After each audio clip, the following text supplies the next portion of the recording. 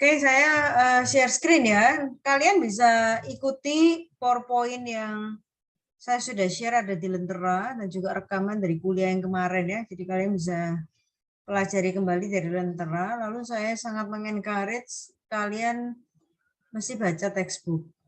Ya, bahan kuliah ini cukup banyak topiknya supaya secara bertahap kalian bisa mengerti topiknya satu demi satu gitu ya.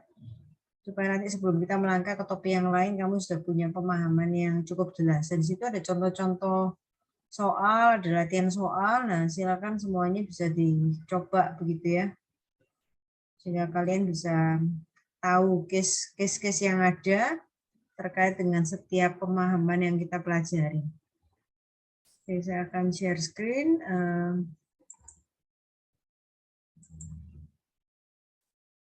Jadi terakhir itu sudah kelihatan ya, sudah tampil ya. Sudah, Bu. Ya, jadi terakhir itu kita masuk ke dalam bentuk ketidaksempurnaan ya. Jadi ada ketidaksempurnaan di dalam struktur material dan kita tidak bisa hindari ketidaksempurnaan tersebut, gitu ya. Kita nggak bisa hindari. Kenapa? Karena ternyata memang itu juga bawaan ketika bahan mengalami proses pembekuan logam, ya solidifikasi, lalu ketika bahan mengalami proses pembentukan gitu ya, kalau dia dikerjakan dari proses ketika sudah menjadi solid misalnya dengan proses rolling, extrusion, itu akan memungkinkan juga susunan atomnya tidak menjadi ideal gitu ya. Dan kita bedakan menjadi 3 grup. Jadi ketidaksempurnaan pertama itu adalah cacat titik satu dimensi. Cacat titik itu diantaranya salah satunya adalah atom yang tidak menempati tempat yang seharusnya. Jadi ada yang kosong. Ya, itu yang pertama. Lalu yang kedua cacat garis. Cacat garis ini yang kita bahas akhir pertemuan hari Kamis yang lalu tentang dislocation. Ya, nanti kita akan dalami lagi setelah kita lanjutkan. Kita nyambung lagi ya tentang topik itu. Dan dislocation ini menjadi sangat-sangat penting karena dengan kehadiran dislocation itu ternyata sangat membantu, gitu ya, sangat membantu dari sisi strength ideal dari sebuah logam itu menjadi bisa turun gitu ya. Jadi logam bisa diubah bentuknya dengan kekuatan yang lebih rendah daripada yang seharusnya dibutuhkan kalau susunan atomnya itu ideal. Jadi tidak ada yang tidak sempurna. Jadi dislocation itu kita tahu bahwa dislocation itu adalah bidang atom yang tidak punya sambungan, tidak ikatan dengan bidang atom yang lanjutannya, gitu ya, sehingga itu sebagai sebuah ketidaksempurnaan dan itu blessing in disguise, gitu ya, membuat kekuatan realistisnya itu lebih rendah daripada kekuatan idealnya. Oke, lalu yang ketiga itu adalah surface imperfection, ya. Surface imperfection itu nanti salah satu yang kita pelajari itu adalah dalam bentuk kehadiran grain boundary. Ya, jadi kehadiran batas butir. Jadi kalau kita kenal grain ketemu dengan grain, nah itu perbatasannya kemarin itu saya jelaskan ya. Atomnya menyusun diri dengan jarak yang sama di dalam satu grain, ketemu dengan grain yang lain menyusun diri dengan jarak yang sama tapi beda orientasi. Ya, beda orientasi. Itu yang kita kenal dengan grain boundary. Nah, itu kita nanti akan pelajari juga. Jadi kita ke dislokasi dulu yang merupakan cacat garis, line imperfection. Setelah itu kita pindah ke cacat titik sebelum ke cacat permukaan.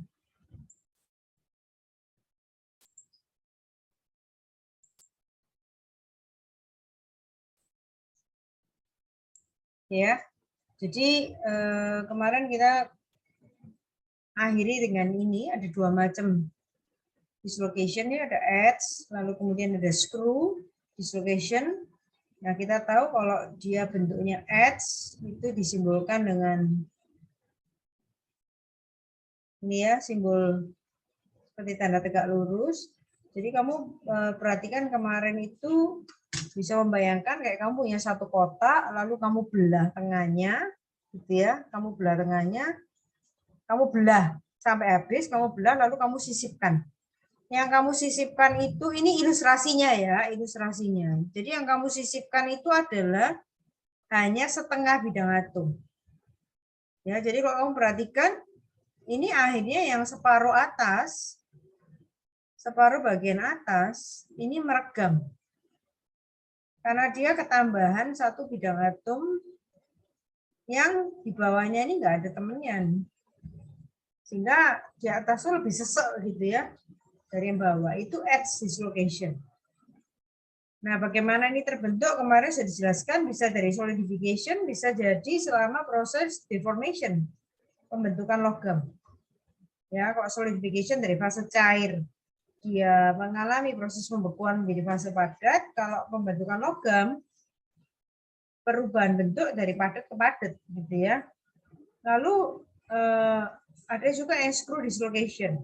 Kalau screw dislocation itu ilustrasinya adalah seperti sebuah kotak, dan kotak ini adalah terdiri dari unit cell. Ya, kita sudah belajar unit cell. Unit cell itu isinya adalah atom-atom. Tergantung unit selnya, bisa BCC, bisa RCC, jumlah atom yang hadir di sana bisa 2, bisa 4, bisa hexagonal close pack, dan seterusnya. Lalu mereka menyusun diri 3 dimensi ke arah X, Y, Z, membentuk susunan atom yang punya pola tertentu karena mereka memang sebuah kristal, ya, beda dengan amorphous, mereka sebuah kristal.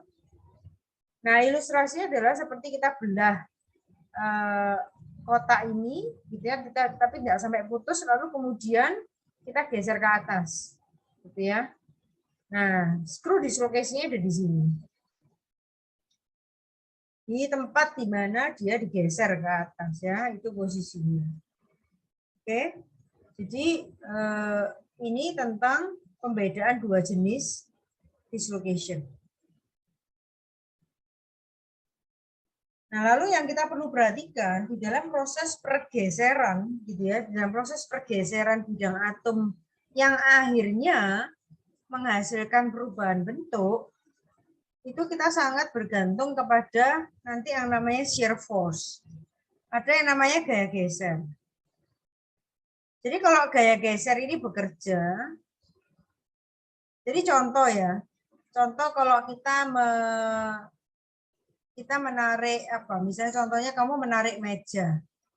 Pada waktu kamu menarik meja untuk kamu pindahkan, ya, kamu perhatikan kamu narik ke arah sini. Jadi ini katakanlah mejanya ya.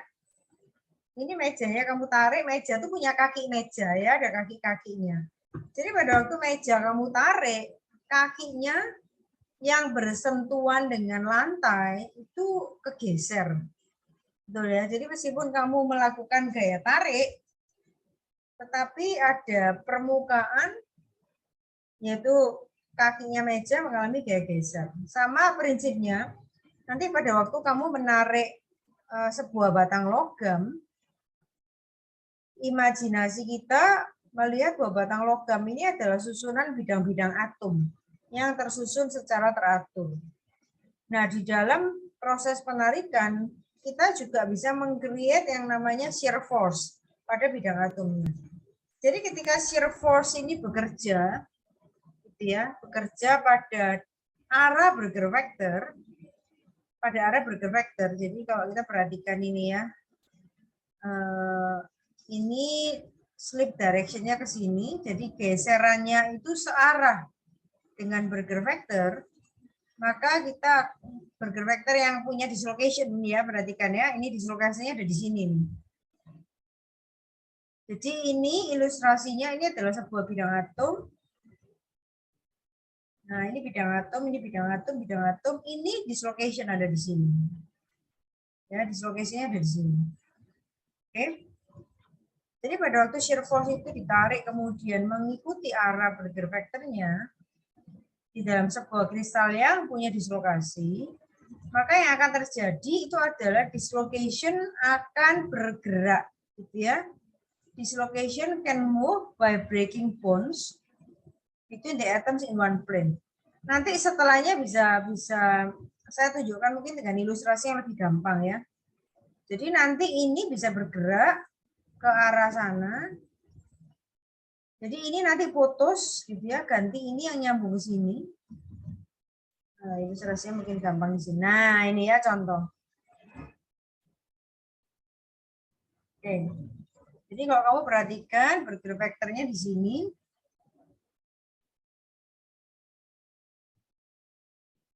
Ingat kalau dia edge dislocation, ya yang edge, bergerak vektor itu tegak lurus terhadap dislokasi. Jadi kalau dislokasinya ke sana, ini ya, ini dislokasinya. Dislokasinya di sana, bergerak vektornya tegak lurus ya. Lalu bila bekerja shear stress-nya ke situ ya. Jadi ke sini dan ke arah kanan, bekerja pada bidang atom sejajar dengan bergerak vektor, maka kamu perhatikan dislocation-nya itu posisi A dulu ya. Posisi A dia ada di sini, dislocation-nya. Setelah bekerja karena ditarik ya, karena ketika ditarik otomatis ketika kamu lakukan penarikan itu ditransformasi berubah, ditransformasi gaya tariknya akan berubah menjadi gaya geser atau tegangan geser, dan tegangan geser yang bekerja pada bidang atom akhirnya menyebabkan rangkaian dari bidang atomnya ini akan putus ya, menghasilkan dislokasi baru. Jadi ini akan membentuk ikatan dengan yang ini yang jadi dislokasi baru. Ya. Dan seterusnya sampai karena ini kan shear stress-nya akan bergerak terus gitu ya, nambah terus seiring dengan peningkatan tensile stress yang bekerja, dan kamu bisa perhatikan ini akhirnya dislokasinya bergerak terus maju ke kanan. Jadi kalau kamu perhatikan bentuk A dibandingkan dengan bentuk C, terlihat bentuknya berubah nggak?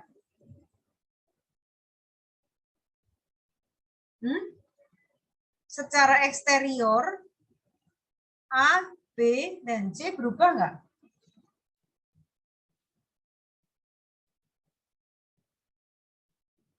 Halo?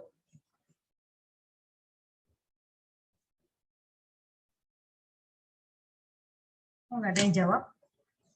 Kalau kamu lihat bentuk A ke bentuk C ada perubahan nggak? Ada, Bu. Ada. Dan kalau kamu lihat ini bidang atomnya nggak ada perubahan loh ya. Kamu lihat A ini ada berapa? 1, yang utuh ya, 1, 2, 3, 4, 5, 6, dan ini dislokasi ada di sini. Ya. Kalau kita lihat yang C, final ya, kondisi terakhir, 1, 2, 3, 4, 5, 6 sama. Ini X-nya ada di sini sekarang. Tetapi bentuk sudah berubah. Ya, bisa jadi ini tambah panjang, diameternya tambah kecil, tebalnya jadi lebih tipis karena di rolling. Itu yang terjadi dengan kasus C. Jadi dislokasi ini bergerak terus. Jadi dengan kehadiran dislocation menyebabkan bidang atom di sini, ini adalah bidang atom yang paling padat dibandingkan dengan yang ini. Kalau yang ini isinya 6, dan di sini isinya 7. Sehingga untuk dia bergeser, ini yang dijadikan tempat untuk slip bergeser. Itu yang di posisi sini. Sampai sini paham ya? Jadi kita balik lagi ke sini. Nah ini loh. Ini yang nanti akan menjadi bidang geser. Ya, bidang geser itu adalah gabungan dari slip direction juga dengan kehadiran dislokasi. Membentuk yang namanya slip plane. Jadi dislocation itu membuat atau membentuk sebuah bidang geser karena di sana apa, tempatnya atom-atom itu lebih padat daripada bidang atom yang lain, sehingga itu menjadi tempat pergeseran dengan energi yang minimum dengan mengambil arah geser dengan arah geser yang isi atom-atomnya paling padat. Itu pengertian dari slip system. Sampai sini jelas ya. Jadi tadi yang namanya cut plane itu ya ini tadi. posisi ini, itu lama-lama akan bergeser secara bertahap, gitu ya, secara bertahap sampai akhirnya perubahan bentuknya final. Oke, sampai sini paham ya? Jadi kenapa bertahap? Ya karena energi yang kita berikan juga tiap tahap. Kita pada waktu narik gitu ya, itu kan kita menaikkannya juga pelan-pelan, ya, sehingga pergeserannya juga terjadi bertahap. Jadi nggak bisa sekaligus. Kenapa? Karena energi yang diberikan melalui stres yang ada. Jadi stres yang diberikan itu mencukupi hanya untuk menggerakkan one step in a time, gitu ya, tahap demi tahap sampai akhirnya kemudian final selesai. Sepanjang itu nggak putus, gitu ya. Kalau kamu tujuannya mengubah bentuk ya kita nggak boleh membuatnya sampai putus. Berarti stresnya harus kontrol, gitu ya. Stresnya harus dikendalikan supaya sampai hanya terjadi di perubahan bentuk tertentu, tebalnya tertentu. Jangan sampai terjadi necking misalnya sampai kemudian putus, itu nggak boleh. Berarti kita sudah harus tahu sampai di mana kita harus berhenti, perubahan bentuk yang diinginkan tebalnya berkurang atau diameternya mengecil. Nah sampai di situ saja berhenti, jadi nggak boleh diterusin. Kalau diterusin ya putus, gitu. Oke, sampai sini ada yang kurang jelas. Kelihatannya rumit, tetapi dari sini kamu bisa punya pemahaman. Pertama yang kamu perlu pahami adalah ternyata keteraturan itu menolong untuk mengatur mekanisme cara logam itu mengubah bentuk, gitu ya, atau mengalami proses perubahan bentuk ketika stres diberikan. Itu pertama. Lalu yang itu mekanisme pertama. Jadi yang kedua kita juga kemudian belajar memahami kalau sampai tidak ada dislokasi, ya sama sekali itu sempurna. Kalau nggak ada dislokasi, kamu bisa bayangkan bidang atom itu terkesan semuanya sama padatnya. Nah, tapi sekarang dengan kehadiran dislokasi, mau tidak mau, maka pilihan slip plane itu jadi pilihan. Bukan semuanya bisa jadi slip plane. Ya, lokasi ini yang jadi slip plane-nya. Jadi tempat ini yang kemudian dipilih ketika atom itu ketarik, pada waktu ditarik di mana memaksa dia harus berubah bentuk. Dan ketika berubah bentuk caranya dengan geser seperti ini, dan ini tempatnya. Gitu ya, tinggal dipilih nanti direction-nya ke arah mana. Cari direction yang juga akan melewati atom-atom yang paling padat jumlahnya. Nah, itu pembelajaran pertama yang kamu pelajari ya. Sekarang jadi kamu mengerti kalau kamu menarik logam menjadi diameter yang lebih kecil, kamu ngerol logam menjadi lebih tipis, atau kamu mengekstrusi logam yang tadinya bentuknya lembaran slab gini, lembaran biasa ya, kotak begini kamu jadikan bentuk bukan kotak yang panjang ya. Kalau kotak yang panjang slab itu kamu jadikan lembaran. Tetapi kalau bentuknya bilet jadi kotak begini, lonjoran, kamu bisa jadikan I-beam gitu ya, atau H-beam. Kalau kamu sempat ke kampus ngelihat Gedongki misalnya, Gedongki itu disepot dengan auditorium barunya, disepot dengan H-beam gitu ya, dengan H-beam yang cukup kokoh. Nah, itu dikerjakan dengan proses extrusion. Dan bayangkan dari bentuk bilet begini ketika di extrusion, berarti yang terjadi ya mekanisme ini, gitu ya, dislokasi tahap demi tahap bergeser sampai kemudian mengalami bentuk finalnya. Ya, itu diilustrasikan seperti ini ulat gitu ya. Ulat yang biasa kita tahu dia bermetamorfosa jadi kupu-kupu. Nah, dia angkat aja kakinya secara bertahap gitu ya untuk geser 4 sampai kemudian dia berpindah. Nah, itu perubahan dislokasinya step by step. Jelas ya? Oke. Itu terkait dengan dislokasi dan kehadirannya dan keuntungannya bagi kekuatan logam. Karena kalau tidak, bahwa energi atau stres yang kita sediakan itu akan luar biasa tingginya. Oke, sampai sini dulu ada pertanyaan enggak? Nah, ini mungkin salah satu juga ilustrasi yang memberikan gambaran yang menarik. Tadi saya sudah sampaikan dengan kehadiran dislokasi, mau tidak mau, kemudian ada satu definisi unik hanya untuk bidang slip tertentu yang bisa dikatakan paling padat, yaitu di mana dislokasi ini hadir. Ya, ini mana dislokasinya? Dislokasinya di sini. Kebetulan dikasih tanda biru, memang dia tidak ada pasangannya, tidak ada bidang atom lanjutannya di sini. Jadi ini memang dari awal tidak sempurna. Lalu kemudian bekerjalah kayak geser. Ya. Nah, ketika digeser, maka sekarang ini putus, nyambung dengan ini jadi dislokasi yang baru. Ya, demikian seterusnya secara bertahap, karena apa? Memang meningkat step by step sampai akhirnya kemudian berakhir di sini. Selesai proses pembentukan, ya. Jadi dislocation itu help explain why the actual strength of metals in much lower than that predicted by theory. Jadi kehadiran dislocation itu menolong gitu ya, memberikan penjelasan. Karena kalau tidak, kita akan kesulitan bagaimana kita mengubah bentuknya, karena apa? Mencari slip plane ini akan kesulitan.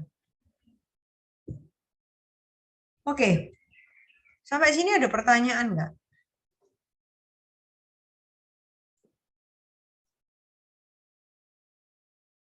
Jadi satu tadi saya sampaikan ya, berarti kita sudah tahu mekanisme mendeformasi logam dengan cara apa? Dengan cara apa? Halo? Fernando? Iya, Bu. Mekanisme perubahan bentuk logam, mekanisme yang terjadi, prosesnya apa namanya?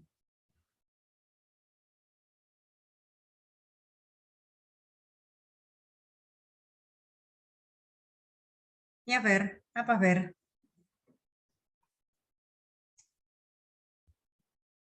Coba bisa diulang, Bu. Tadi putus-putus. Mekanisme perubahan bentuk logam yang terjadi, mekanismenya namanya apa?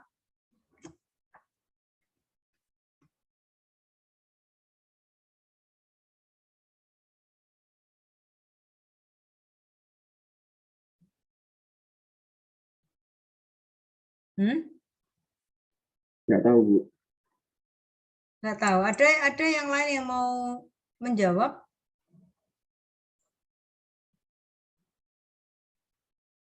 Nanti kamu tanya ya, Fer, selanjutnya ya. Kalau masih ada yang belum jelas ya, Fer. Bu. Apa namanya? Agung?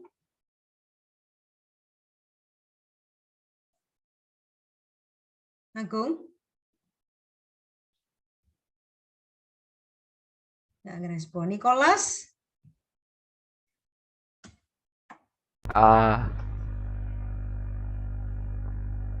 Mekanisme apa tadi? Mekanisme logam berubah bentuk itu kita kenal mekanismenya namanya apa?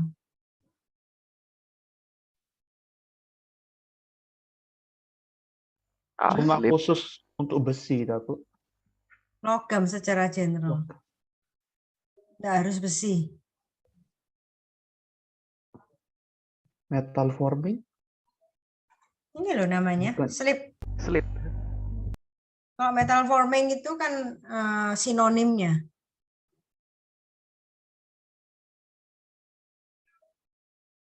Nicholas? Jelas Nicholas? Ya, Bu. Kenapa? Ya. Kalau untuk slip Halo, yang Bu. dibutuhkan apa? Supaya atom-atom itu bisa slip, bergeser, yang dibutuhkan apa? Gaya geser.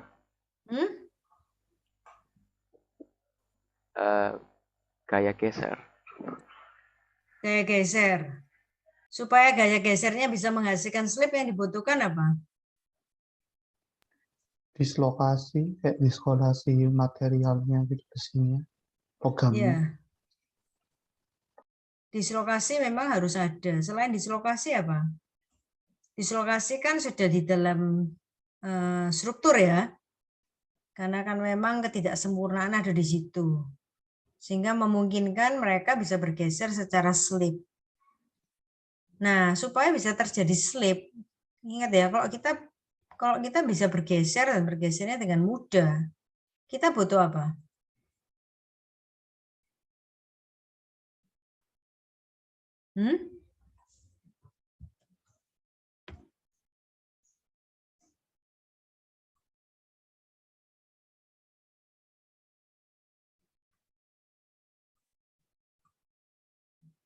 Slip plane sama slip direction ya. Ini yang kita sebut sebagai slip system. Nah, slip plane sama slip direction itu tadi kan sudah saya sampaikan kriterianya adalah pasti dipilih bidang atom yang paling padat atau arah yang isi arah tersebut itu diisi oleh arah yang atom-atomnya paling padat. Bukan atomnya padat enggak loh ya, tetapi jumlah atom di dalam direction itu paling banyak. Jumlah atom di dalam plane tersebut paling banyak. Nah, kemarin kita sudah bisa hitung ya. Atom itu ngitungnya seperti apa, jumlahnya sudah kita pelajari. Ya. Nah, itu butuh slip system. Jadi itu yang kalian sudah pelajari di sini. Nah, sekarang kalau kita formulasikan, kita lakukan perhitungan secara matematis, gitu ya. Nah, ini ada Peierls-Nabarus stress. Peierls-Nabarus stress ini mencoba menghitung step by step, gitu ya.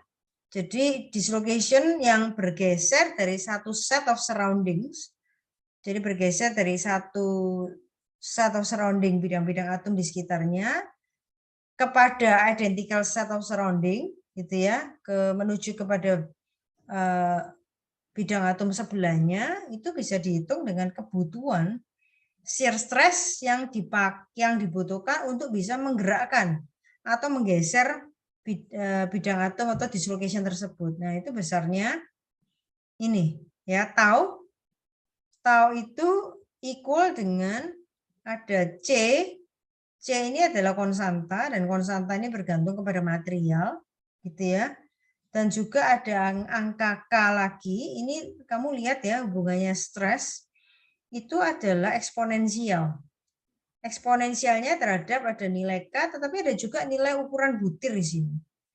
D ini adalah, ukuran butir. D ini adalah interplanar spacing. Interplanar spacing itu hampir sama dengan yang kita bahas dengan ini pada waktu kita bicara tentang X-ray diffractometer, ya, Bragg law, hukum Bragg. Nah, itu juga bicara tentang DD itu adalah jarak bidang atom satu menuju kepada bidang atom setelahnya, gitu ya, tetangganya. Jadi itu adalah nilai D-nya. Jadi nilai D itu ikut menentukan dan hubungannya adalah eksponensial, gitu ya. Lalu di sini juga ada parameter besarannya Berger factor. Ya, magnitude of Berger factor. Berger factor itu kemarin yang kita di awal pada waktu membicarakan dislokasi dibutuhkan untuk menutup loop ya, closing the loop pada waktu bidang atom itu nyisip lewat edge dislocation atau ketika dislocationnya bentuknya screw, itu yang menyebabkan untuk closing the loop kita butuh yang namanya Berger factor. Nah, besaran faktor ini yang menentukan stres atau shear stress yang dibutuhkan. Dan hubungan mereka adalah hubungan eksponensial. Gitu ya. Jadi kalau kamu perhatikan di sini, nilai D ini jadi penentu, lalu nilai B jadi penentu. Nah, nilai C sama K ini adalah nilai konstanta. Nah, nilai konstantanya bergantung kepada materialnya. Ya. Oke. Sampai sini dulu ada pertanyaan enggak? Loh Bu, tadi itu kan katanya kan C dan K itu konstan for material. Itu D-nya itu nggak konstan. Kalau Enggak. misalnya kayak besi kan, jadi kan kayak spacing antara atom besi kan pasti sama semua. Masa Iya. enggak? Tapi betul, tapi nilai D ini kan tergantung dari jenis materialnya tuh. Tetapi jangan salah, kalau dia bahannya, sorry. Jadi kalau misalnya antar slip P-nya itu misalnya katakanlah bidang 110 ya dengan bidang 210 itu nilai D-nya nggak sama. Paham ya? Jadi tergantung slip P-nya itu ada di bidang mana. Terus EXP ini apa, Bu? Lupa. Paham ya? Iya, paham. Jadi nilai D itu tidak sama tergantung dari slip lane-nya. Oke. Terus nilai B ini adalah vektor yang dibutuhkan untuk closing the loop. Nah, ini kemarin yang kita pelajari. Nah, kalau kamu masih ingat mungkin ilustrasi ini, nah ini. Jadi vektor yang dibutuhkan, jadi kalau kemarin itu kan kita ngomong tentang edge dislocation ya, kita starting menghitung dari X misalnya. Jadi X 1, 2, 3, 4. Nah, ini 4 kali juga, ini ke sini ke kiri 4 kali, naik ke atas 4 kali, antara awal sama akhir ini nggak nutup. Maka untuk close the loop, kita butuh besaran yang nilainya adalah B, yaitu Berger vektornya. Demikian juga yang ada di dalam screw dislocation. Nah, screw dislocation itu kan kemarin ilustrasinya seperti dibelah di tengah tapi nggak sampai putus, lalu kemudian kotaknya digeser gitu ya. Lalu kita lakukan perhitungan yang sama, 4 ke belakang, 4 ke kanan, 4 ke depan, 4 ke kiri, ini juga nggak nutup awal dan akhir. Ketika loopnya coba dibuat, nah ini butuh lagi besarnya Berger vektor ini. Ya, jadi Berger vektor ini sebenarnya nilainya dekat dengan atomic spacing. Ya, karena ini kamu perhatikan ini kan jarak antar atom nih. Ya kan? Dari ujung ke sini, kalau kotak kecil ini adalah sebuah unit cell. Jadi nilainya itu adalah dekat dengan equal atom spacing di sekitar screw dislocation. Ya, tergantung kehadiran dislokasinya ya. Jadi nilainya bisa berubah-ubah tapi mendekati angka antar jarak antar atomnya. Itu. Jelas ya? Jadi nanti itu akan diketahui, tinggal kamu bisa hitungkan. Ya, bisa dihitung. Oke? Sampai sini jelas ya? Jadi satu set tahapan ini akan berbeda-beda tergantung nilai D. Jadi kalau nanti di slip lane yang lain bisa jadi nilai shear stress yang dibutuhkan juga nggak sama loh. Ya, sangat bergantung kepada nilai D-nya dan nilai Berger vektornya. Oke. Jadi ini another illustration ya untuk kalian bisa lihat. Jadi kalau kalian kemudian memunculkan tegangan geser dan tegangan geser itu bekerja pada slip plane ini dislocation line-nya dan menghasilkan slip vector sebesar ini ya. Nah, kalian bisa perhatikan ini adalah glide plane-nya, yaitu glide plane itu adalah bidang yang menghasilkan pergeseran yang paling mulus gitu ya, yang paling mulus berarti energinya yang minimum yang menyebabkan kemudian bisa dipilih untuk menggerakkan dislokasi dari satu set of surrounding gitu ya menuju kepada surrounding berikutnya sampai kemudian dia mengalami perubahan bentuk. Sampai dia kemudian mengalami perubahan bentuk. Jadi ini definisi-definisi yang kalian bisa pelajarin, ada slip direction. Slip direction itu mengarahkan arah di mana dislokasi bergerak, dan kalau ini adalah jenisnya edge, jelas bahwa dia akan searah dengan Berger vektor, ya searah dengan Berger vektor. Oke, nah kalau slip plane-nya ini pemahamannya yaitu bidang yang dibentuk oleh Berger vektor, ini ya, dengan dislokasi. Jadi dia berada di dalam bidang yang sama ketika pergeseran.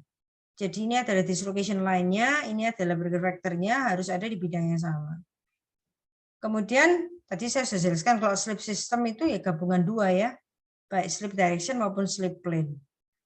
Nah, tergantung slip systemnya.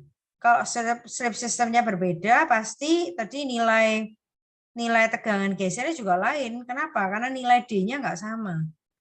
Ya, nilai D-nya nggak sama.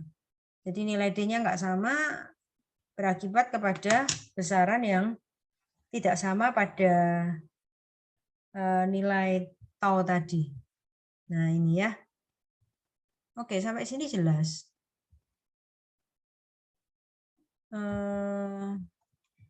Mungkin kita lihat contoh ya, supaya kalian punya gambaran. Sebentar ya, saya stop share.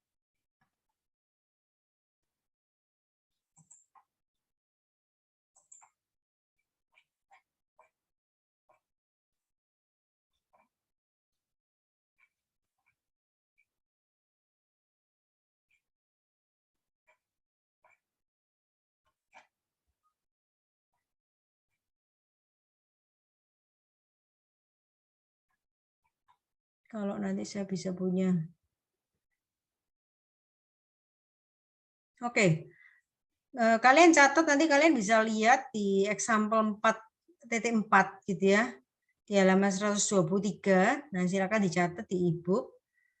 Nah, di situ kalian punya contoh nanti dislocation di contoh di sebuah seramik material. Ya. Di situ kalian bisa melihat contoh yang ada untuk perhitungan nilai D, gitu ya, nilai D, kemudian tentang Berger vector-nya juga kalian bisa dapatkan dari sana. Nah, dari situ nanti kalian punya gambaran. Perhitungan berikutnya juga untuk nilai Pearce-Habaru stress. Bentar, ada lagi enggak ya contoh?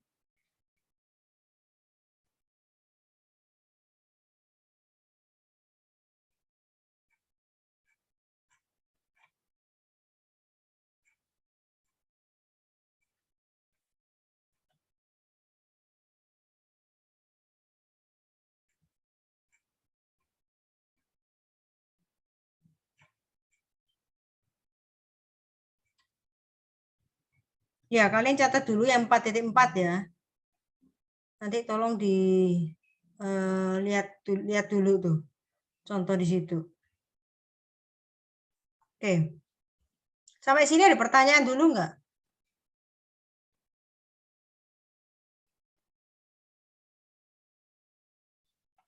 Enggak, Bu, rasanya. Hah? Enggak. Enggak ya? Oke. Kita lanjut dulu ya. Saya kembali sharing.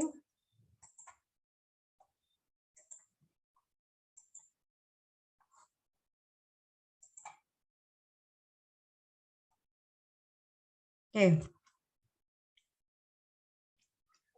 Jadi kalau kamu perhatikan lagi, dislokasi sudah ada, tinggal sekarang bagaimana menggerakkannya, dan syukurlah menggerakkannya ini butuh slip plane-nya pun sudah hadir di situ, gitu ya. Jadi kombinasi antara slip plane dengan slip direction menghasilkan slip system, dan dislokasi dengan kehadiran Berger vector itu meng-create ya slip plane-nya. Nah, itu yang akan dipilih nanti. Dan tadi saya sudah sampaikan bahwa pergeseran ini yang membutuhkan, jadi slip system itu dijadikan tempat ya bergeser, gitu ya, untuk mendeformasi dirinya, itu yang menghasilkan energi yang paling kecil. Jelas ya, menghasilkan energi yang paling kecil. Sama juga dengan pilihan kita, kalau kita mau pergi ke kampus, nanti kalau kalian sudah balik semuanya ke kampus gitu ya, tentu saja kita selalu cari jalan yang terpendek. Jalan terpendek itu artinya apa? Jalan yang memang energinya paling kecil. Kalau kalian dari tempat kos misalnya, dari tempat kos pagi-pagi mungkin belum breakfast begitu ya, maka cari tempat tersingkat itu menuju ke kampus dengan tidak terlambat itu yang mana? Nah, itu pilihan jalannya, bisa lewat nembus Petra gitu ya, baru ke arah gedung P, atau mungkin malah nggak nembus Petra, atau nembus Petra ketika katakanlah ada yang macet misalnya. Nah, itu pilihan-pilihan dilakukan karena secara sistem harusnya kita milih yang least expenditure of energy. Rasanya dimanapun, termasuk di dalam sebuah ongkos produksi, kita harus cari gitu ya, apa yang proses yang paling minimum. Bahkan semua teknologi itu bekerja dengan model ini. Caranya bisa juga dengan memaksimalkan energi yang tersedia itu untuk mendapatkan hasil yang lebih maksimal, itu juga bisa. Contohnya ngelas. Ngelas itu kalau dikerjakan dengan las asetilen gitu ya. Las asetilen tidak sebagus ngelasnya dengan laser misalnya. Nah, kalau dengan laser bisa jadi energinya gede, tetapi energi gede itu bisa mengelas plat yang sangat tebal. Tetapi dengan asetilen, gasnya pun sudah banyak, tetapi ngelasnya tidak bisa sedalam pengelasan dengan laser. Lagi-lagi, kalau kita kerja dengan burner gitu ya, dengan las asetilen, yang terjadi apa? Pemanasannya nggak fokus. Yang dipanaskan tidak hanya di daerah lokal yang dibutuhkan untuk proses penyambungan atau pengelasan, tapi bisa nyebar ke logam induknya dan itu hasilnya sangat jelek. Itu ya, hasilnya sangat jelek. Jadi artinya least expenditure of energy itu adalah sebuah sikap yang sistem ini terus-menerus akan mencari hal yang seperti itu. Gitu ya, akan mencari hal yang seperti itu. Oke. Jadi itu yang perlu jadi perhatian. Kemarin mungkin ya, kemarin itu saya pas kebetulan ada waktu saya nonton Nat Geo World ya, Nat Geo World. Dan saya melihat yang diamati itu adalah polar bear. Ya, polar bear di kutub. Dan yang cukup menarik adalah efek dari global warming. Ya, efek dari global warming. Jadi rupanya polar bear ini dia harus survive karena biasanya kalau dia dia harus berenangnya itu nggak sampai berkilo-kilometer gitu ya, seratusan kilometer, dan saat itu ditunjukkan bahwa dia sampai berenang itu sampai 600 kilometer gitu ya. Bahkan ada satu bear itu berenang sampai 1000 kilometer. Jadi mereka tuh perenang yang luar biasa. Kenapa dia harus berenang sampai segitu jauh di dalam masa sekarang itu untuk hunting dan mendapatkan makanan? Tahu nggak kenapa?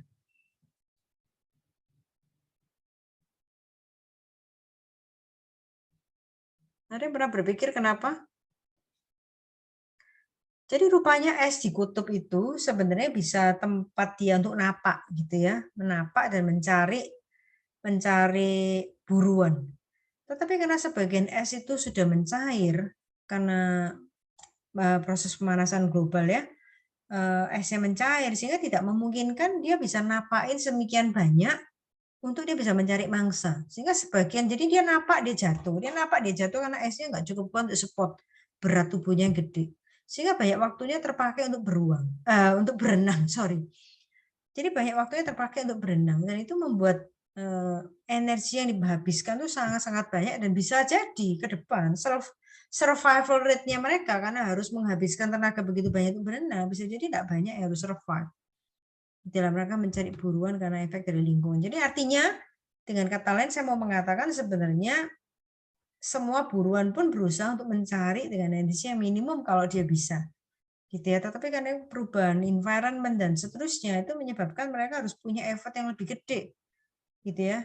Termasuk binatang-binatang ini yang terpaksa ketika ekosistem berubah karena cuaca, itu mereka harus punya survival yang tinggi dan bisa jadi extinction-nya mereka juga akan tinggi gitu ya, karena mereka harus berjuang lebih keras. Belum lagi kalau itu induk yang bawa anak-anaknya, berarti akan ketemu juga kemungkinan dengan banyak mangsa begitu ya, di tengah-tengah harus ikut serta di dalam proses untuk mendapatkan makanan. Oke, jadi ini tolong dipahami ya, semua sistem bekerja dengan least expenditure of energy, termasuk dengan dislocation. Oke, ini yang lalu sudah ya, ada slip plane, ada slip direction di BCC, di FCC, HCP, dan seterusnya, termasuk di ionik sama kovalen. Kau perhatikan dua ikatan atom yang terakhir, ionik dan kovalen itu nggak punya pilihan yang banyak gitu ya untuk slip plane-nya sama di kovalen juga. Kenapa? Karena memang mereka tadi jenis ikatan atomnya itu memberi menerima kalau di ionik maupun ionik itu membentuk ion positif, ion negatif. Kalau di kovalen itu memakai bersama sehingga tidak dimungkinkan mereka bisa bergerak dengan mudah gitu ya. Bisa bergerak dengan mudah untuk menggerakkan melalui dislokasi. Sehingga sangat sulit pilihan yang tidak banyak itu tidak memungkinkan mereka mudah sekali untuk dideformasi.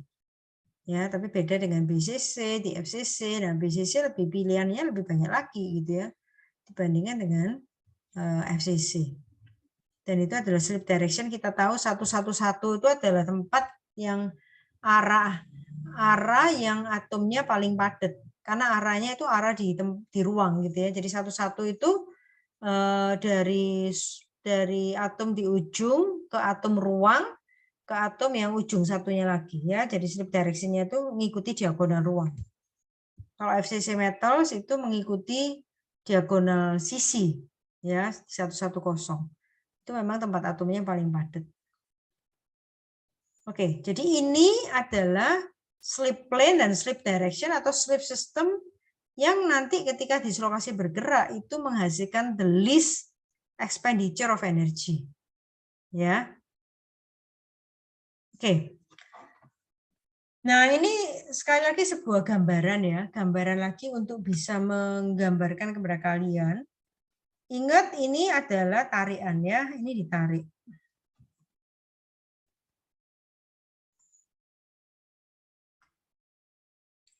Katakanlah ini sebuah batang kawat atau batang logam gitu ya, ditarik dua arah ya, uniaxial.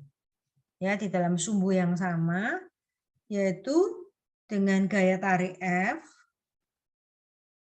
bekerja dengan luasan A0. Ya, karena itu stres yang bekerja adalah sigma sama dengan F per A0.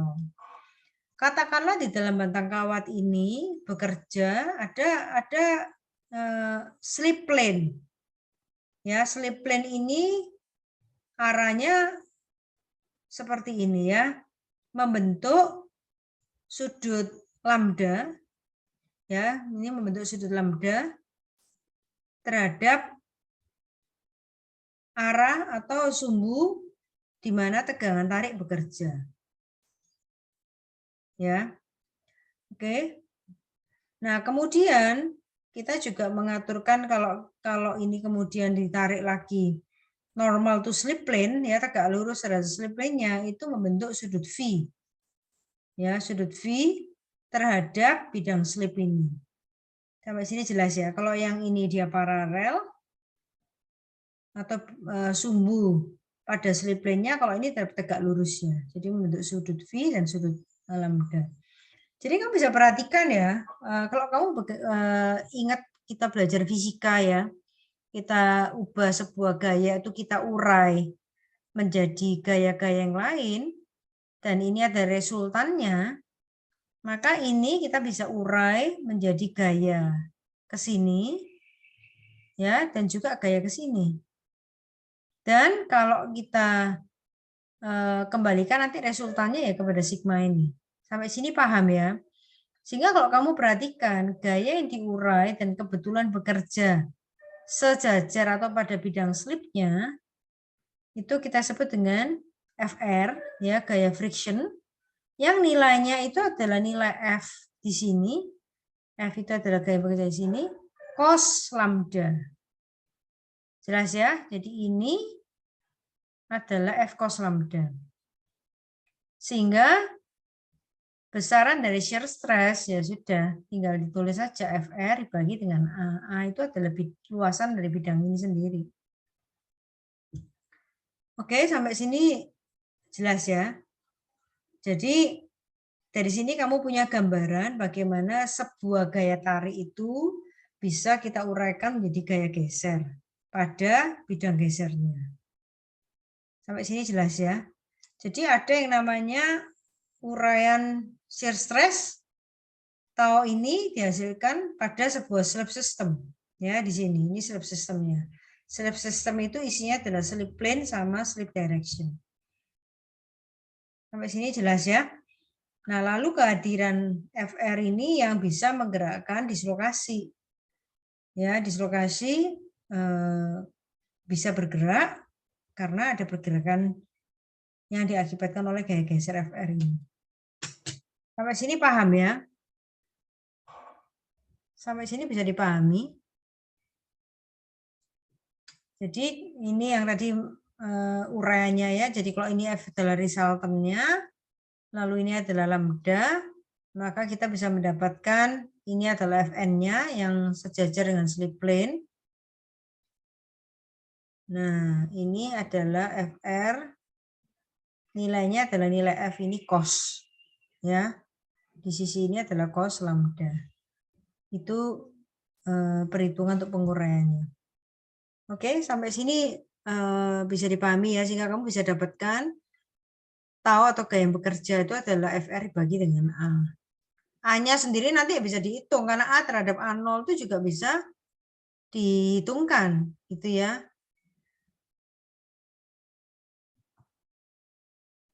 Oke, nah sekarang kita lihat beberapa kesimpulan. Jadi kalau begitu dislocation ini kehadirannya baik apa enggak? Gitu ya. Ketermanfaatannya apa dari sebuah dislocation? Apa ketermanfaatannya?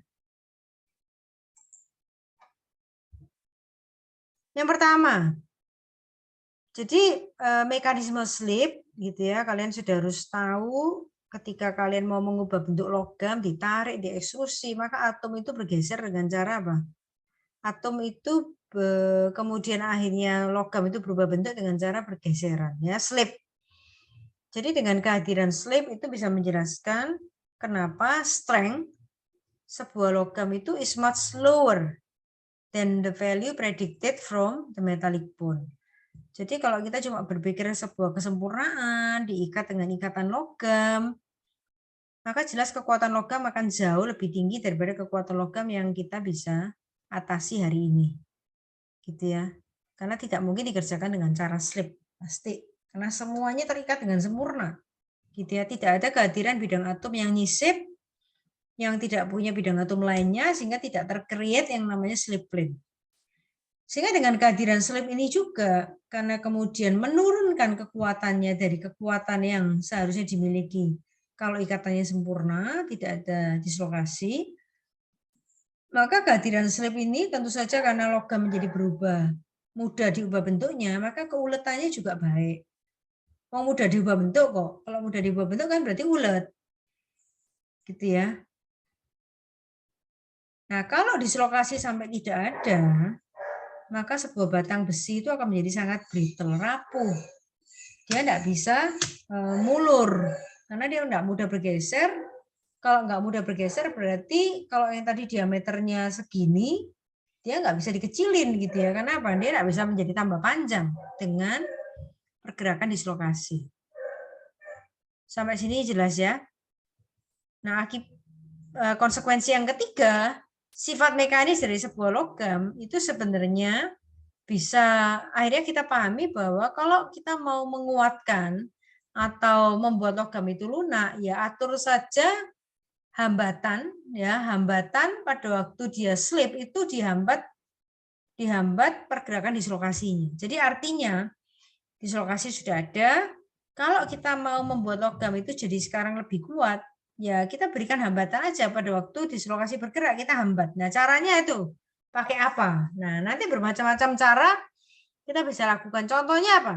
Ukuran butirnya dikecilkan. Ketika ukuran butirnya dikecilkan, maka logam bergerak sedikit ya sudah terhambat. Kenapa? Harus pindah orientasi dengan butir yang tetangganya. Gerak lagi, terhambat lagi. Akibatnya apa? Kekuatannya naik.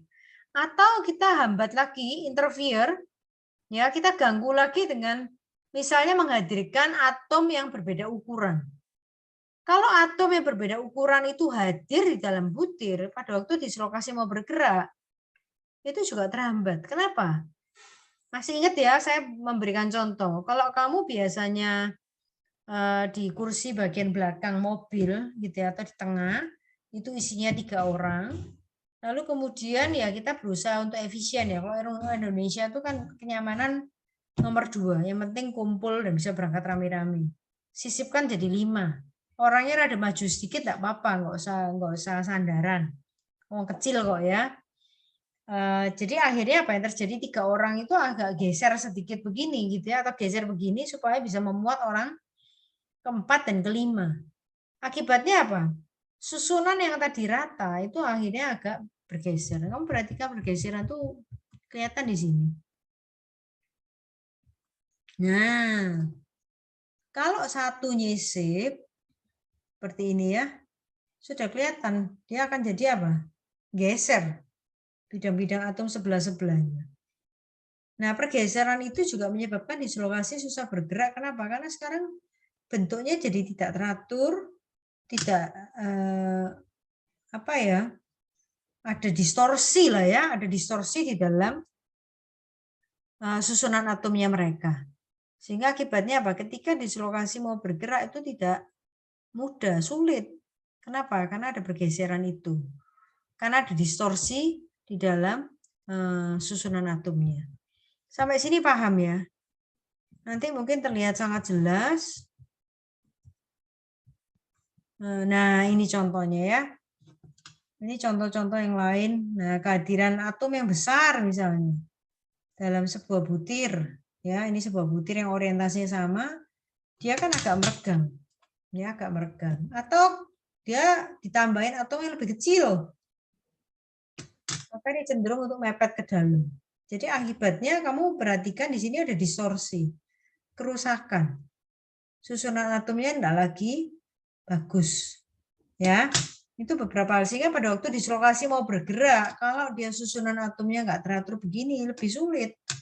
Lebih sulit. Karena itu dengan proses paduan, allowing, ya, pada waktu kita menambahkan unsur atom yang berukuran beda, seperti C atau seperti D kayak gini, maka dislokasi susah bergerak. Kalau dislokasi susah bergerak, maka kekuatan logamnya itu meningkat. Ya, kekuatan logamnya meningkat karena kita mengganggu pergerakan dislokasi. Jadi kita berikan interference. Sampai sini ada yang mau bertanya.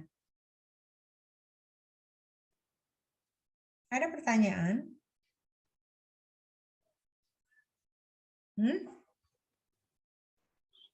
Belum ya, Bu? Ada? Belum, Bu. Nggak ada ya? Oke.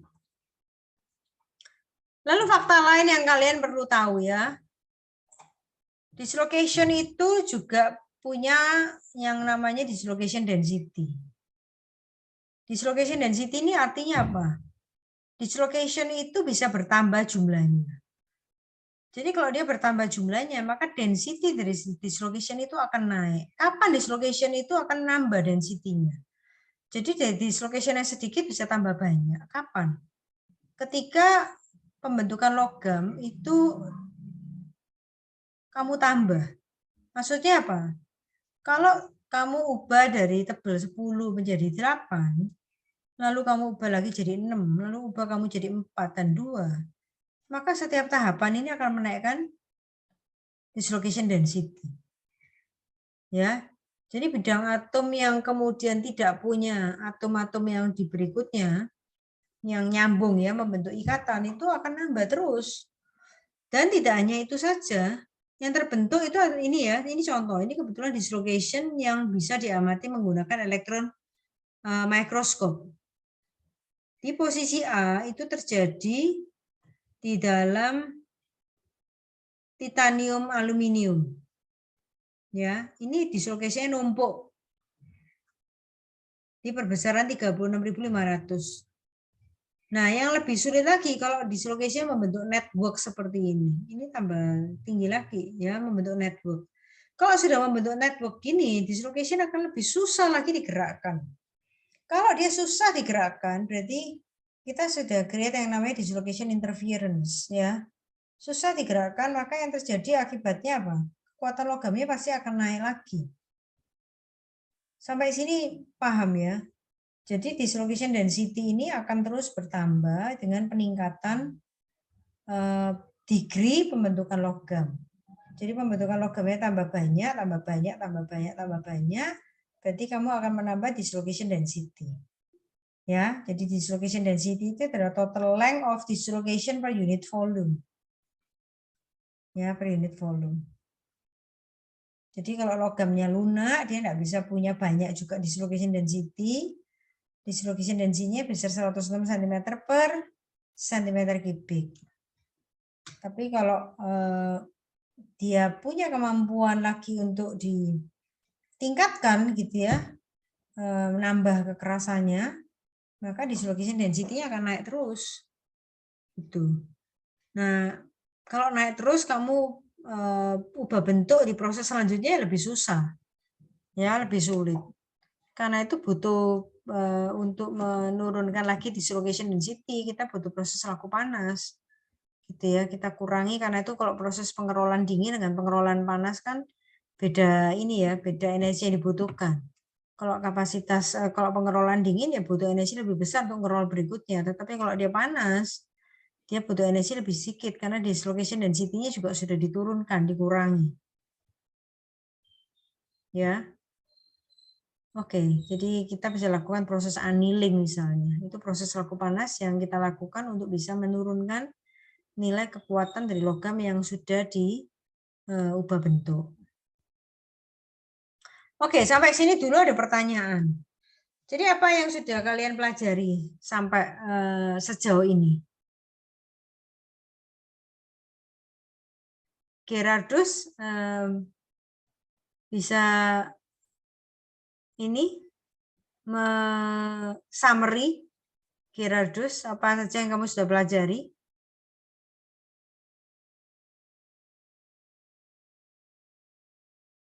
Gerard? Iya, Bu. Apa saja Gerard poin-poin yang kamu sudah pelajari Gerard?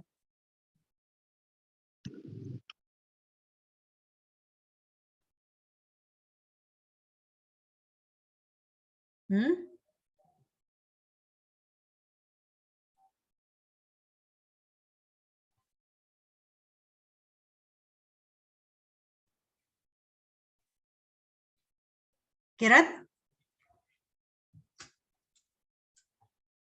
Agak lupa-lupa dikit, Bu. Nggak apa-apa, nggak apa-apa. Yang Ya, kamu yang ingat dulu, nanti yang lain bisa nambahkan Gerard. ya yang terakhir-terakhir ini, Bu, yang dislocation density ini. Oke, dislocation density ini muncul karena apa?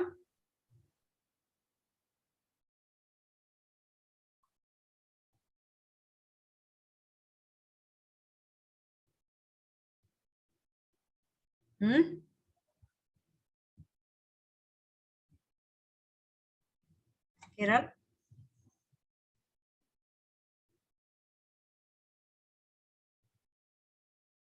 Loh, kok hilang?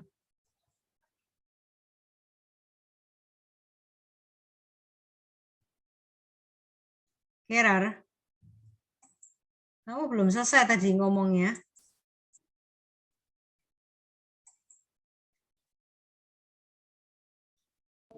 Yang itu ya, Bu, bisa edge, bisa screw itu. Oke, itu jenis ya dislocation-nya. Dan dislocation tadi itu bisa bertambah jumlahnya. Jadi jumlah yang ada itu bisa meningkat terus. Jadi kita punya sejumlah dislokasi gitu ya di dalam material dan jumlahnya bisa meningkat. Dan jumlah itu kita bisa berikan term gitu ya istilahnya sebagai dislocation density. Kapan dia meningkat? Pada waktu kamu menaikkan terus besaran deformasi yang kamu berikan kepada logam. Ya, besaran dislokasinya. Jadi semakin meningkat, kalau dia juga membentuk network seperti gambar B ini, maka logamnya akan semakin sulit diubah bentuk berikutnya. Semakin sulit, pasti energinya tambah naik. Kenapa? Karena kamu harus melepas gitu ya network dari dislocation ini supaya dia bisa digeser untuk lanjutannya, begitu ya, sampai kemudian perubahan bentuknya menjadi nyata.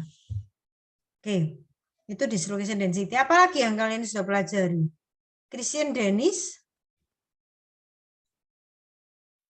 Ya, Bu. Apalagi Christian Dennis? Yang itu shear stress yang dibutuhkan yang formula itu tadi. Iya, jadi dislocation ini bisa bergerak karena slip. Ya, untuk slip itu butuh shear stress. Dan shear stress itu bisa dihasilkan sebagai uraian dari gaya tarik juga, gitu ya. Dan shear stress itu bisa kamu hitung menggunakan Peierls-Nabarro stress tadi ya, yang sangat bergantung kepada nilai D interatomic spacing sama Berger factor B. Ya, Berger factor B. Jadi Berger factor dan nilai D itu adalah nilai variabel tergantung bidang atom mana dia bergerak, dan B-nya juga sangat bergantung juga kepada jarak antar atomnya. Kalau misalnya di antar atom itu terisi oleh atom lain gitu ya, atom lain dalam hal ini atom paduan yang ukurannya lebih besar, pasti interatomic spacing-nya juga akan lebih gede gitu ya, karena dia apa? Sudah meregang ya, sudah meregang untuk mengakomodasi atom lain yang ukurannya lebih gede. Oke. Satu lagi, apa informasi yang kamu pelajari lagi? Andreas Witono. Apa itu ya slip tadi Bu. Kalau slip itu pasti ada punya sistemnya kayak directionnya sama bidangnya. Jadi slipnya itu bisa bergerak gitu. Terus ya dislokasi ini apa itu kayak bukan semacam kekurangan gitu, tapi kayak ada kelebihannya juga. Jadi bendanya itu bisa lebih kuat atau punya sifat unik lainnya gitu. Itu sih Bu. Ya, terima kasih Andreas sudah menambahkan poin yang baik ya. Jadi kalau satu dia mekanismenya slip. Nah, itu yang kamu juga harus pegang ya, mekanisme perubahan bentuk di logam itu mekanisme slip. Kalau mekanisme slip, maka harus punya slip system. Slip systemnya itu lewat mana? Slip plane sama slip direction. Slip plane sama slip direction dimungkinkan karena kehadiran dislocation. Ya, jadi ngomong keuntungan sama kelebihan di samping kelemahan, dia akhirnya membentuk slip plane dan slip direction. Dengan kehadiran slip plane slip direction itu yang kemudian menjadi pilihan kan, dia mau bergerak di slip plane yang mana ya, dan slip direction yang mana. Yang pasti slip system itu harus merupakan sistem yang menghasilkan ketika dia bergerak menghasilkan the least ya expenditure of energy. Jadi energi yang paling minimum. Ya, itu semua yang akan dialami oleh semua sistem di alam ini pasti akan cari yang paling minimum dulu. Ya, cari minimum dulu. Oke, ya terima kasih itu beberapa rangkuman yang sudah diberikan. Kita bergeser sekarang ke grup kedua. Grup kedua ini adalah cacat dalam satu dimensi. Kalau tadi cacat dua dimensi ya, dengan kehadiran bidang atom yang tidak punya pasangan bidang atom yang lain, tetapi itu kemudian memudahkan sebuah sistem logam untuk bergeser. Nah, sekarang kita bicara tentang defect ini ya. Namanya line dislocation, nah point gitu ya. Point imperfection. Jadi cacat titik ya, satu dimensi. Nah, cacat titik itu diidentifikasi ada beberapa. Nah, kita perhatikan dulu ini dalam sebuah single kristal. Ingat ya, kalau kristal ini mewakili butir. Kalau diilustrasikan single kristal, berarti ini mewakili sebuah kristal tunggal. Ya, taunya dari mana? Ya, orientasinya loh sama. Kalau kamu perhatikan, ini dia membentuk orientasi apa? Sisinya FCC. Ya, sisinya FCC.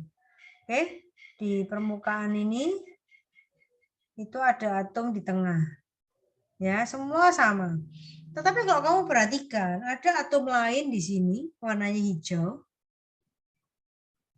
Ada atom lain yang lebih besar, warnanya merah. Ada juga yang cacat nomor 3. Lalu ada lagi nomor 4. Paling gampang dulu nomor 4. Kosong, tidak ada isinya. Jadi sangat dimungkinkan kemudian ada posisi yang tidak terisi oleh atom tersebut. Kita sebut sebagai vacancy, kekosongan. Jadi atom yang kosong di posisinya. Ya, ini posisi yang harusnya ada atom birunya tapi nggak ada. Atau ada atom pengotor. Pengotor ini datang dari mana ya? Ada yang mau kasih respon? Impurity atom itu bisa hadir karena apa? David Kusardi mau kasih komen. Datang dari mana ini atom pengotor?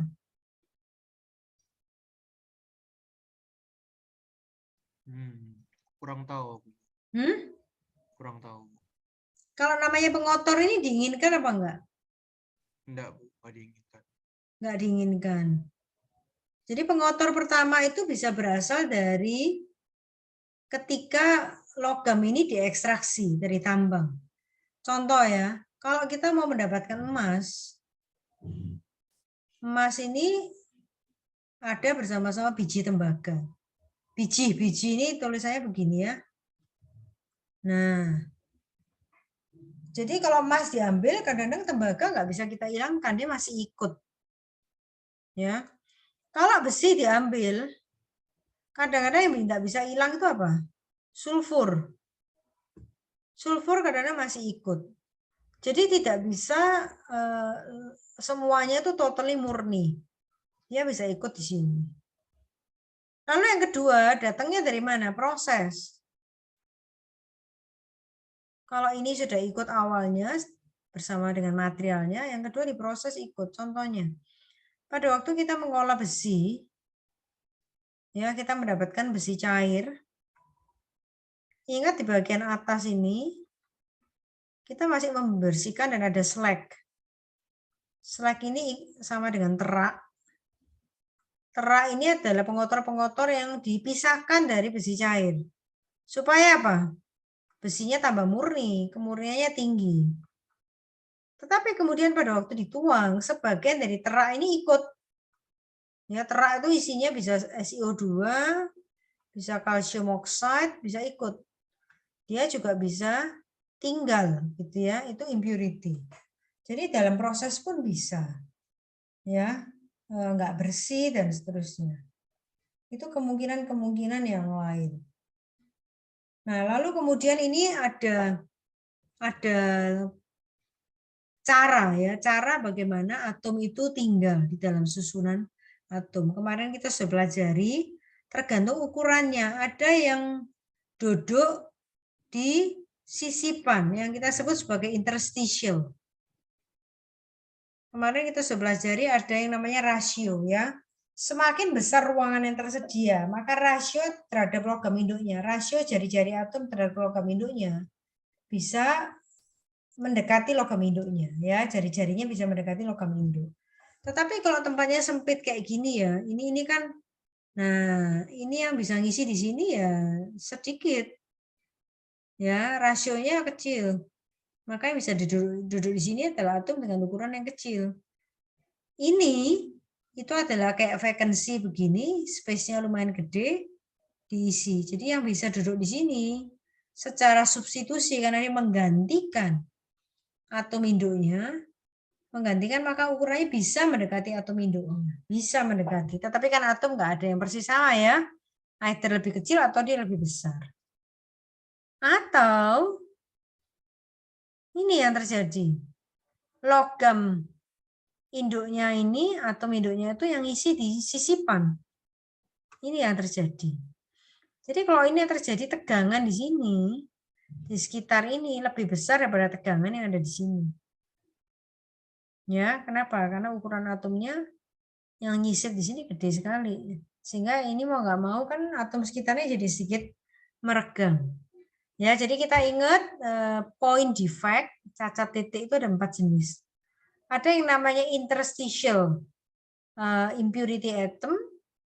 Pokoknya nyisipnya di interstisi, bisa impurity, bisa juga unsur yang sengaja ditambahkan. Contohnya, kalau kita mau membuat steel, baja, maka yang kita tambahkan di sini ini adalah karbon. Ini sengaja kita tambahkan, bukan impurity. Jadi dia adalah alloying element, ya, unsur paduan.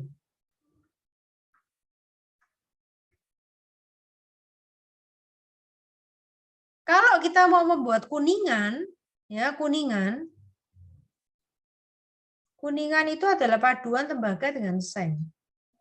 Maka seng itu akan menempati posisinya tembaga, bukan dengan cara nyisip, tetapi substitusi, ya, substitutional impurity atom.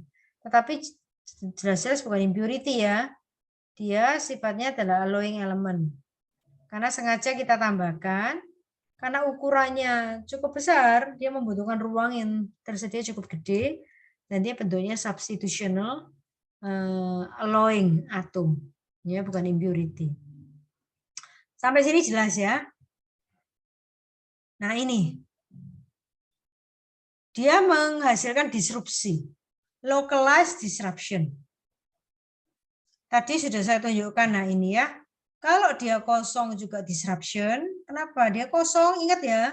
Tarik, menarik, tolak, menolak, itu yang menyebabkan dia harus bertahan di dalam posisi kesetimbangannya. Sehingga ketika satu hilang, maka pasti tarik, menarik, tolak, menolaknya juga menyesuaikan lagi. Dia bisa mendekat lagi satu dengan yang lain, akhirnya apa? Ada disrupsi di sini. Demikian juga ketika kehadiran satu atom interstisi, nyisip, tarik menarik tolak menolaknya pasti bekerja lagi sehingga apa? Agak meregang. Gitu, ya, agak meregang. Demikian juga ketika atom induknya itu lepas satu tapi diisi oleh atom substitusi yang lebih kecil. Menyesuaikan lagi, gitu, ya. Balance, repulsive, tarik menarik tolak menolaknya, sehingga apa? Disrupsi juga secara lokal di sini. Nah, kamu perhatikan garis-garis imajiner yang menghubungkan ini memberikan kemudahan untuk kita membayangkan kalau dislokasi ada di sini, ya, ini dislocation misalnya mau bergerak ke sini, ini sulit. Kenapa? Dia harus mengatasi disrupsi ini. Akibatnya apa? Strength logam ini naik. Kenapa naik? Karena kita berikan interference, gangguan untuk pergerakan dislokasi. Di sini juga naik. Kenapa? Karena ada disrupsi pergerakan dislokasi. Demikian juga untuk kasus D. Kasus D ini substitusi tetapi atomnya gede sekali. Dan ini juga terjadi disrupsi secara lokal di sini. Nah, itu pemahaman tentang ini, gitu, ya. Point defect. Nah, point defect ini bisa kita buat dia available di dalam struktur, ya, dan ketika mereka mendapatkan energi, ya, atomnya bisa bergerak, mereka mendapatkan energi melalui heating. Heating ini macam-macam, ya. Heating itu bisa dikerjakan lewat proses laku panas, berarti bagian daripada proses pembuatan logam tersebut atau sebuah produk lewat heating. Kemudian juga selama processing dari material, atau pemberian impurities. Pemberian impurities itu tidak ada yang sengaja, ya. Impurities tadi ada dua. Satu memang dari awalnya dia tidak murni. Lalu yang kedua, impuritiesnya terjadi selama proses. Jadi memang dalam proses nggak rapi, prosesnya kebersihan kurang dijaga. Akibatnya apa? Impurities tinggal dan masuk dalam susunan atom. Ya, akibatnya apa? Ini localized disruption.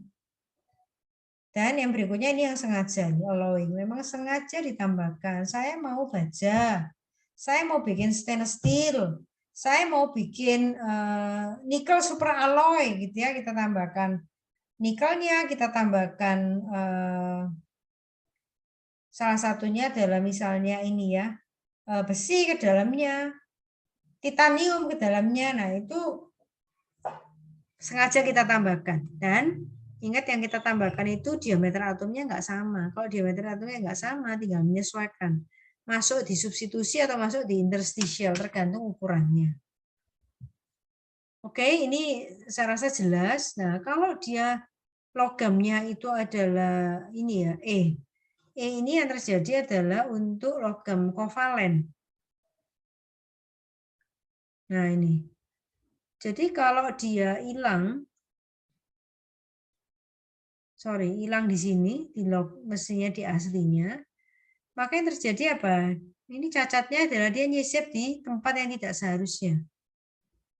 Ya, nyisip di tempat yang tidak seharusnya. Ini yang kita sebut sebagai Frankel defect. Ya, nyisip di tempat yang tidak seharusnya. Lalu kalau di dalam material yang sifatnya, ini seramik ya, kovalen ya. Tetapi di dalam material yang ionik, yang bekerja itu adalah Schottky defect, ya, Schottky defect. Nah, Schottky defect ini ingat ya, mereka bekerja dengan balance. Jadi kalau plus hilang di sini, ini kan harusnya plus nih, plusnya pergi, maka supaya balance maka min-nya harus hilang. Ya, kalau plus hilang, min harus hilang satu supaya balance.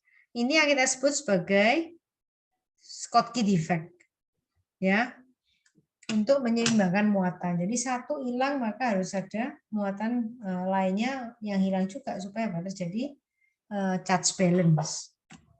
Ya, ini point defect. Sampai sini ada pertanyaan. Loh, Bu, yang charge balance itu yang kalau positif hilang, negatif hilang itu kayak terjadi secara natural, misalnya defectnya yang plus hilang ya langsung secara natural, minnya nanti juga pergi sendiri, atau apa kayak kita kayak oh plusnya natural ya? Iya, kenapa? Karena mereka pasti harus menyesuaikan dengan charge balance, karena nggak mungkin tidak terjadi kesetimbangan baru. Gitu. Beda dengan kalau dia ikatan logam biasa ya, kan enggak ada charge balance yang harus dicapai. Nah, ini contoh kasus yang lain ya. Ini katakanlah plus hilang, tetapi dia digantikan oleh 2 plus. Ya. Kalau digantikan 2 plus kan enggak balance lagi, kelebihan 1 plus toh. Maka plusnya hilang 1 di sini. Nah, inilah. Ngerti ya? Jadi dia digantikan oleh ion 2 positif, asalnya ion 1 positif, maka ion 2 positif ini supaya balance terhadap yang lain, maka ini juga harus hilang. Pergi. Supaya balance. Paham ya?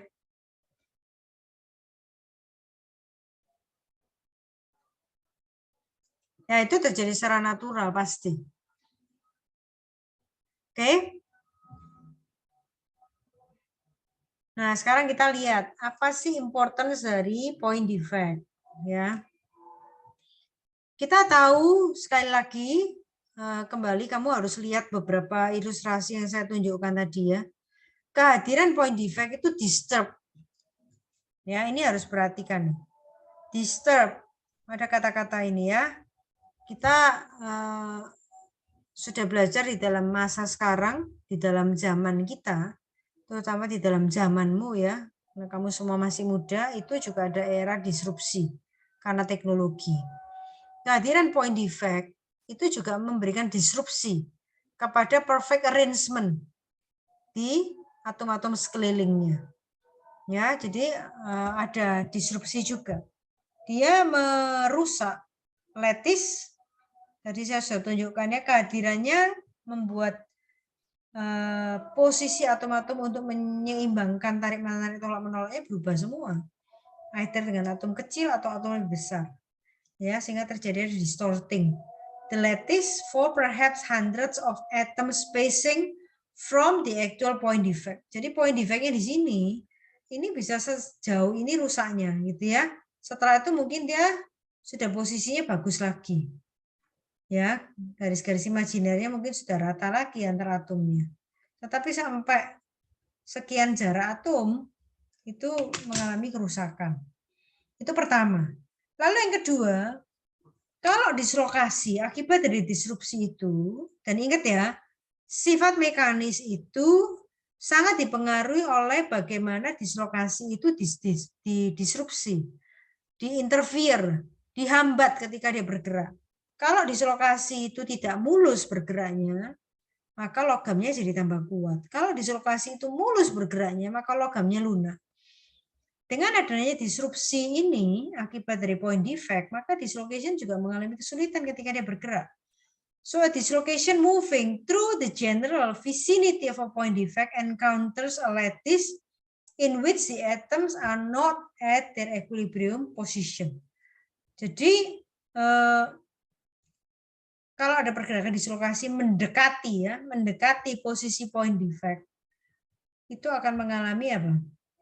Akan mengalami kesulitan lagi. Jadi disrupsinya itu membutuhkan higher stress yang harus diberikan kepada dislokasi ini supaya apa? Bisa melewati defect tadi.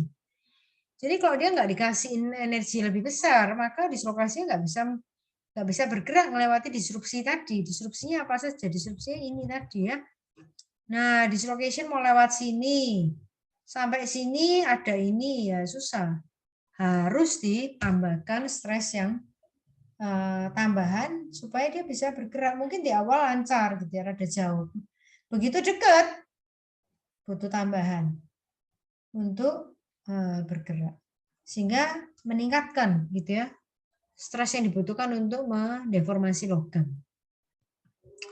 Oke, itu poin-poin yang mau disampaikan di sini. Sehingga kalau dislokasinya dibutuhkan kekuatan tambahan, maka otomatis kekuatan logamnya akan meningkat.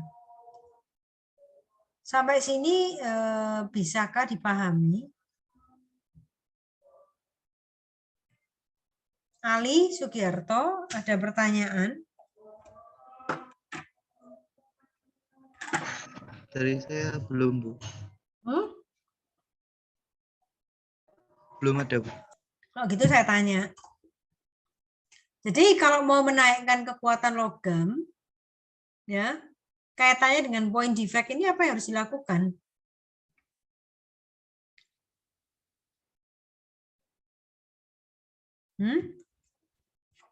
Kalau mau menaikkan, perhatikan kalimat saya, pertanyaan saya. Kalau mau menaikkan kekuatan logam, kaitannya dengan point defect ini apa yang harus dilakukan?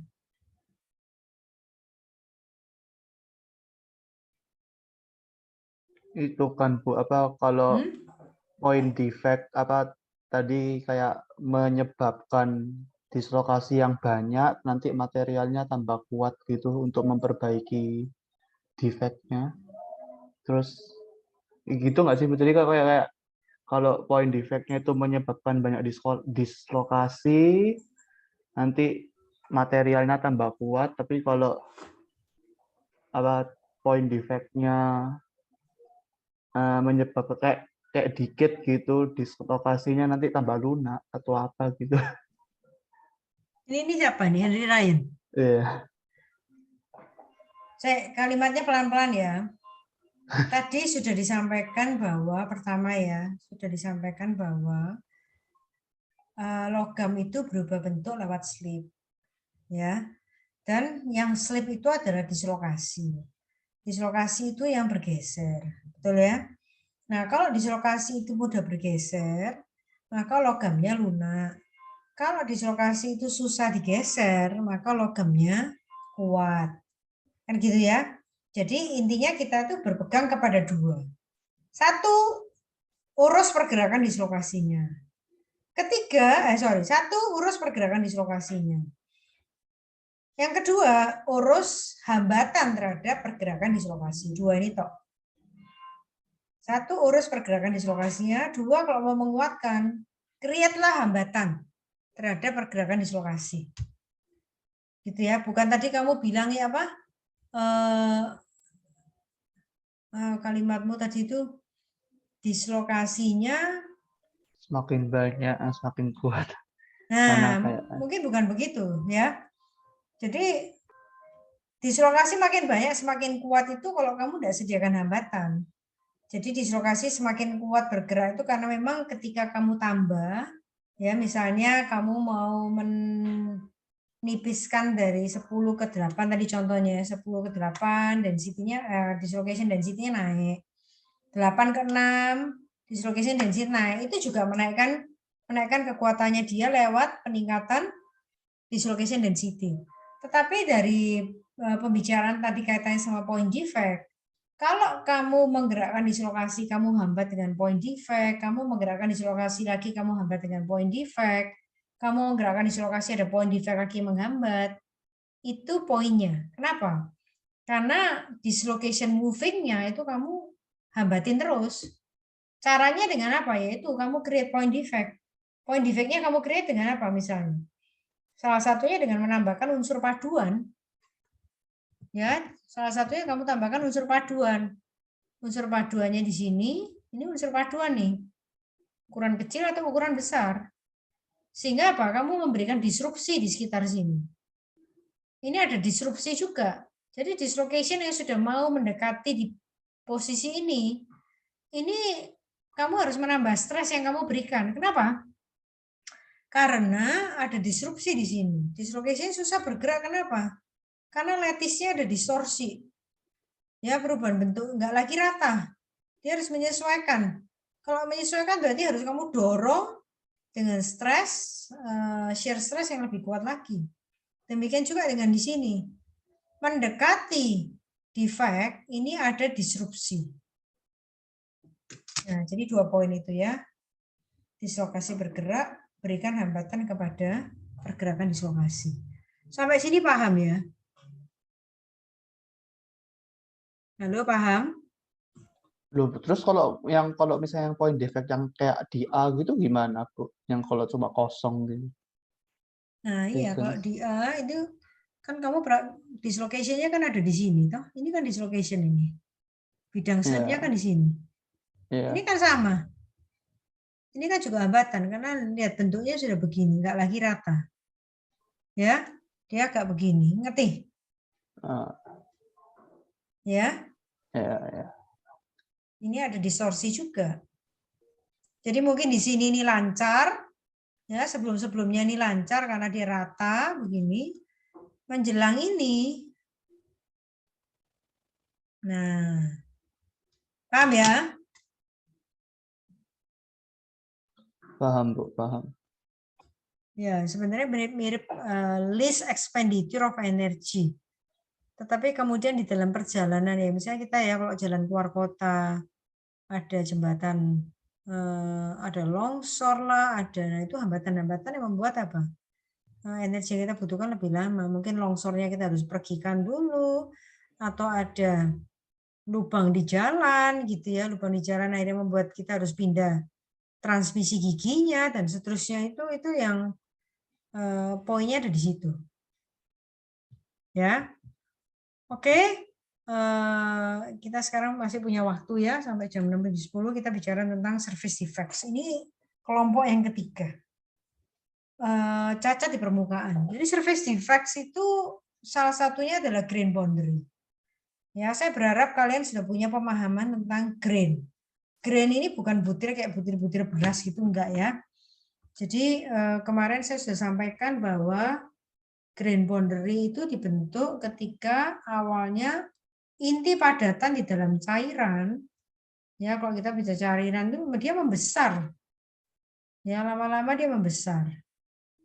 Dia membesar dengan apa? Dia mengajak atom-atom di dalam cairan tersebut membentuk orientasi yang sama. Jadi kalau butir satu ini saya perbesar menjadi seperti ini, maka butir satu itu isinya adalah atom-atom yang menyusun diri secara teratur. Kalau dia bentuknya kubik dan kebetulan dia orientasinya begini, ya wis ini. Kalau saya gambarkan garis imajinernya, nah sorry, enggak rapi nih. Ya, garis imajinernya begini.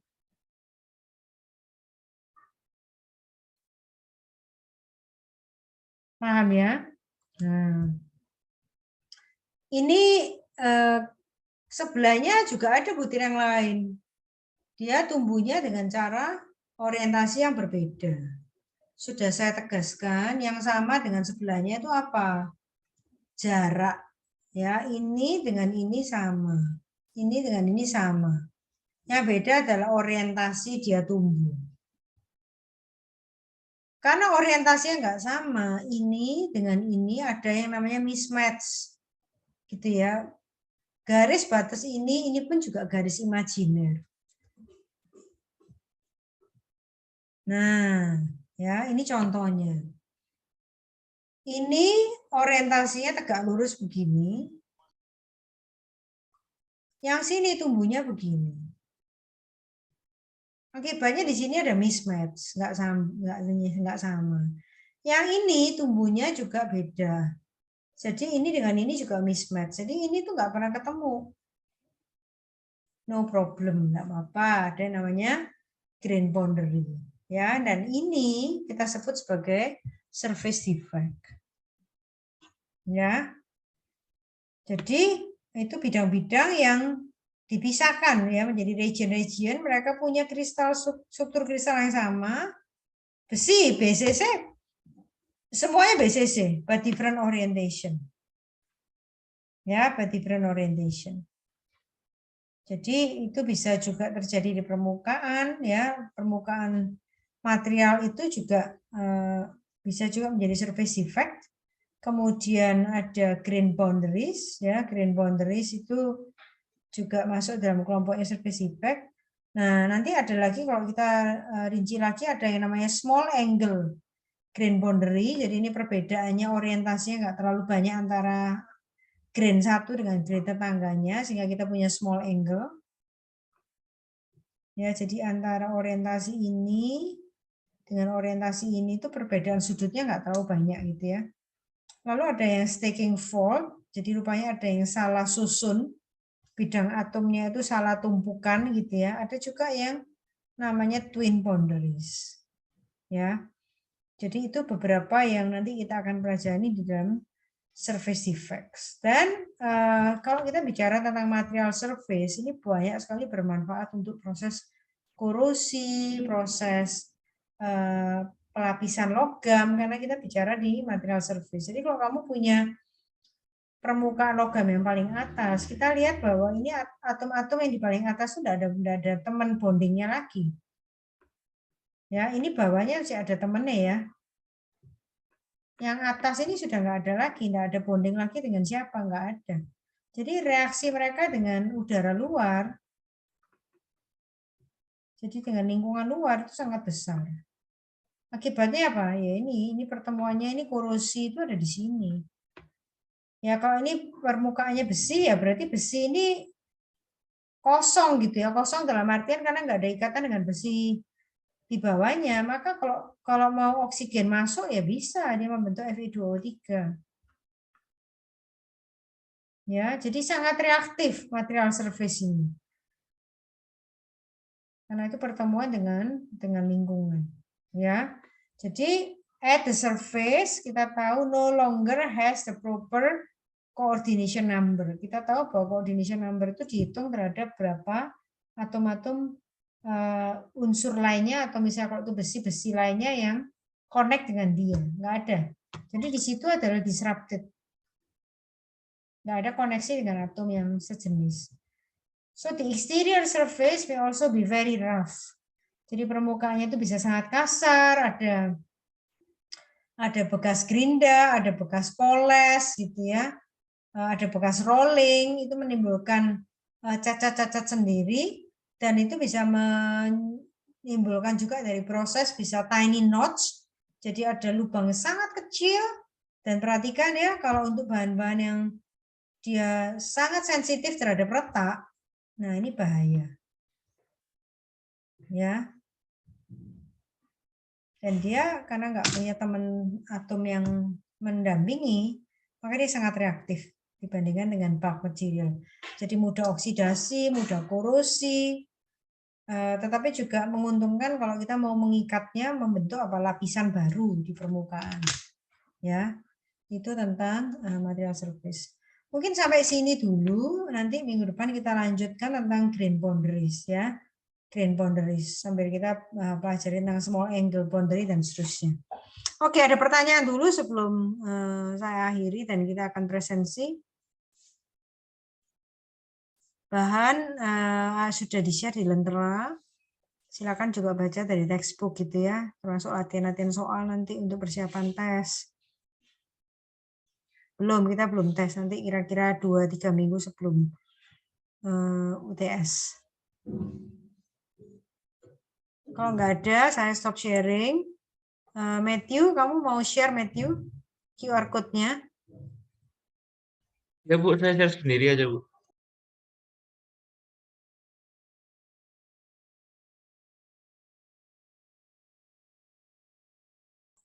Matthew, kamu share di sini ya?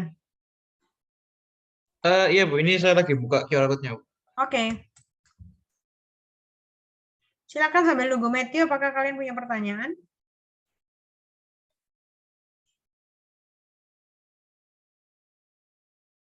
Matthew, tolong teman-teman yang baru bergabung PRS 2, kamu sharekan juga e-booknya ya, Matthew. Oke Bu, nanti saya sharekan. Ya, thank you, Matthew. Silakan kalau yang sudah ini presensi dengan QR code bisa meninggalkan Zoom. Oke, terima kasih ya Bu. Yuk.